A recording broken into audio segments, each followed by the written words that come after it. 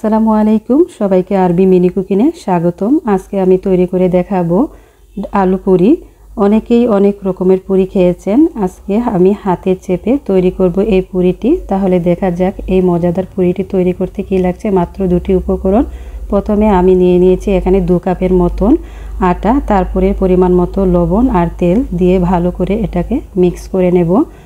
ভালো করে মিক্স করা হয়ে গেলে তারপরে আমি অল্প অল্প পানি দিয়ে এটাকে আমি ভালো করে মথে নেব, যাতে করে আটার ডোটা নরম না হয়ে যায়। তাই আমি অল্প অল্প পানি দিয়ে ভালো করে মথে নিয়েছি।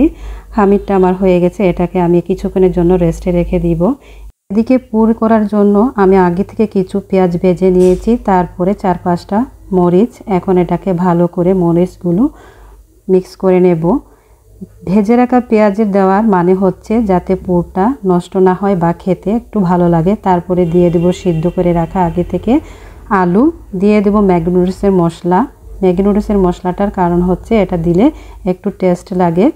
ম্যাগি নুডলসের মশলাটা অপশনাল, আপনারা চাইলে এটা স্কিপ করতে পারেন। এখন আমি সবগুলো আলু ভালো করে ম্যাশ করে নেব। আলুগুলো ভালো করে ম্যাশ করে নেব, কারণ যদি এখানে দানা দানা থাকে তাহলে পুরের মধ্যে দিলে পুরটা বের হয়ে যাওয়ার সম্ভাবনা আছে। আটার ডোটাকে ভালো করে মথে নেব। তা মথে নেওয়ার পরে ছোট ছোট লেচি করে নেব আলু পুরির জন্য। সবগুলো লেচি কাটা হয়ে গেছে।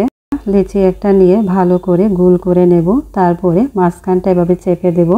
4-5টা চেপে মাঝখানে দিয়ে দেব তৈরি করে রাখা আলুর পুর। তারপরে চারপাশ এভাবে চেপে চেপে দেব, যাতে ভিতরের পুরটা বাহির না হয়।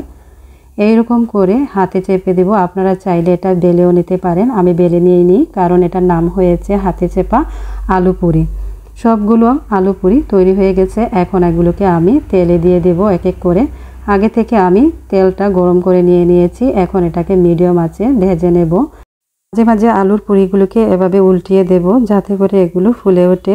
দেখতে দেখতে আলুর পুরিগুলি একদম ব্রাউন কালার হয়ে গেছে। ফুলকো ফুলকো আলু পুরিগুলি একদম হয়ে গেছে। এখন এগুলোকে তুলে নেব, ভালোভাবে ছেঁকে নেব, যাতে এগুলোর মধ্যে কোনো রকম তেল না থাকে।